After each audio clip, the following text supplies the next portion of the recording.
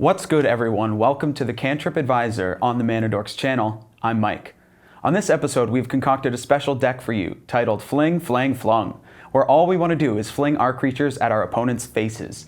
For those unfamiliar with the term, a fling effect is an ability that allows you to sacrifice a creature and deal damage to another target creature.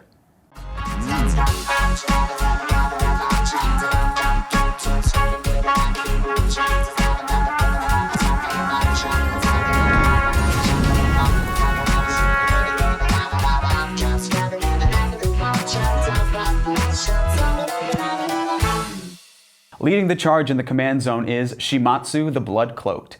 He's 3 in a red for a 0/0 demon spirit that says, when Shimatsu enters the battlefield, sacrifice any number of permanents. Shimatsu enters the battlefield with that many +1/+1 counters on it.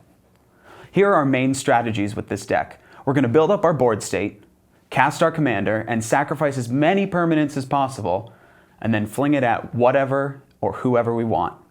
But how are we going to get there? Well, I'm glad you asked. Our first category of spells is our ramp package, spells that get us ahead on mana and later become great permanents to sacrifice to Shimatsu. Obviously, we've put a Soul Ring in this deck. What deck wouldn't be complete without a Soul Ring? There's also Fire Diamond, an artifact that costs 2, enters tapped, and taps to add red to our mana pool. Ruby Medallion is a 2-drop artifact that makes our spells cost 1 generic less. Mannequin, Hedron Crawler, and Iron Mirror are all 2-drop artifact creatures that tap to add mana to our pool. And Millikin is a 2-drop artifact creature that taps to add 1 generic to our mana pool and mills us 1 card. Now that we've gotten ahead on mana, let's fill up our board state. The next category is called Fodder, the permanents we have on the battlefield that we will sacrifice to Shimatsu when he enters the battlefield. First up, let's talk about artifacts. There are many colorless artifacts that have fantastic value for just leaving the battlefield. Ichor Wellspring is a 2-drop artifact that when it ETBs and leaves the battlefield, draws us a card. Mycosynth Wellspring is also a 2-drop artifact that searches up a basic land into our hand when it ETBs and leaves the battlefield. Servo Schematic is a 2-drop artifact that creates a 1/1 servo when it ETBs and LTBs. And Ugin's Nexus is a 5-drop artifact that says, if a player would begin an extra turn, that player skips that turn instead. It also reads, if Ugin's Nexus would be put into the graveyard from the battlefield, exile it instead and take an extra turn after this one. Next up, let's figure out what creatures we can create to then sacrifice.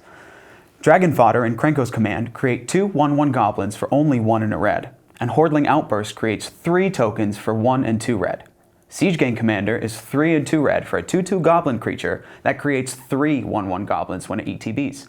It also reads, pay 1 and a red, sacrifice a goblin, Siege Gang Commander deals 2 damage to any target. Beetleback Chief is a 2/2 for 2 and 2 red that creates 2 1/1 goblins when it ETBs. All of these goblin tokens are perfect sacrifice fodder for Shimatsu. And who could forget the father of goblin tokens, Krenko Mob Boss. 2 and 2 red for a 3/3 goblin warrior that reads, tap, create X 1/1 goblin creature tokens, where X is the number of goblins you control. With all of these creatures and sacrificable permanents on the battlefield, let's see what other permanents we can play to take advantage of when those other ones die in our battlefield value package. First up in our battlefield value package is Fervor. For 2 and a red, we get an enchantment that reads, creatures you control have haste. Ogre Battle Driver is 2 and 2 red for a 3/3 that says, whenever another creature enters the battlefield under your control, that creature gets +2/+0 and gains haste until end of turn. Giving haste is super important in this deck because after Shimatsu hits the battlefield, we want him to be able to swing before we fling. Spiteful Prankster and Hissing Iguanar are both 3-drops that deal 1 damage to target player or planeswalker when another creature dies. And Rage Thrower is 5 and a red for a 4/2 creature that says whenever another creature dies, Rage Thrower deals 2 damage to target player. This adds more points of damage when we sacrifice our creatures to Shimatsu and off of any flinging shenanigans. Paschalik Mons is 2 and a red and says whenever Paschalik Mons or another goblin you control dies, Paschalik Mons deals 1 damage to any target. It also has pay 3 and a red, sacrifice a goblin, and create 2 1/1 goblin tokens. This will build up our goblins over time, and goblin tokens are perfect to sacrifice to Shimatsu to make sure he has the biggest power and toughness possible. Also within our battlefield value package are some damage doublers to make sure that we can really power through for the win much sooner. Furnace of Wrath is 1 and 3 red for an enchantment that reads, if a source would deal damage to a permanent or player, it deals double that damage to that permanent or player instead. And Torbrand, Thane of Redfell, costs 1 and 3 red for a 2/4 dwarf noble. It reads, if a red source you control would deal damage to an opponent or a permanent an opponent controls, it deals that much damage +2 instead. The best doubler in this deck reigns as our dork of the deck. This is the card that brings this strategy to a whole new level. And that card is Unleash Fury.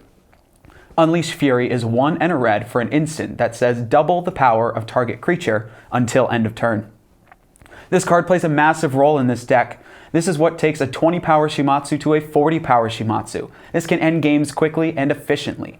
I mean, it only costs 2 mana and at instant speed to basically play a berserk effect on your creature. Finally, before we go over our mana curve for the deck, let's take a look at the main strategy, our fling effects. First up is Fling, which is 1 and a red with an additional cost of sacrificing a creature. It reads, Fling deals damage equal to the sacrificed creature's power to any target. We have a couple other cards that have this same effect on it. Kazuul's Fury is the same spell but costs 2 and a red and is a multi-faced card with a land on the backside. Bloodshot Cyclops is a 6-drop 4/4 creature that has a fling effect as a tap ability.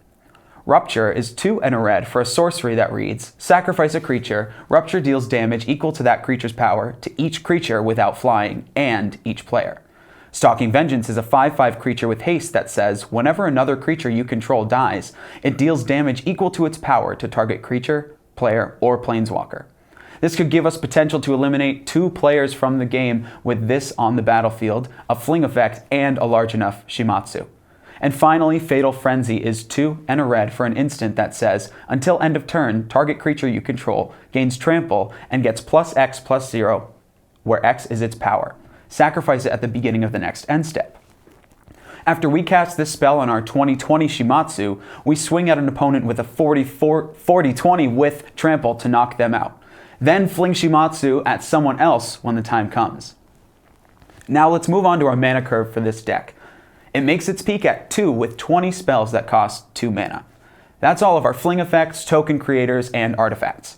Our average spell converted mana cost is 3.03. With the 36 lands we run in this deck, it should be easy enough to cast everything that we draw into. Well, that does it for this episode of the Cantrip Advisor, and this was our deck tech for Shimatsu the Bloodcloaked. Remember, for this deck, get tons of permanents on the battlefield, sacrifice them all when you cast Shimatsu, and fling them at your opponents for the win. If you want to have access to the full deck list, head over to our website, themanadorksmtg.com, and find our Patreon page, where our patrons get exclusive access and perks. Also follow us on social media at themanadorksmtg, and make sure to like, comment, and subscribe on YouTube so you don't miss anything coming up. Thanks for watching, and we'll see you next time.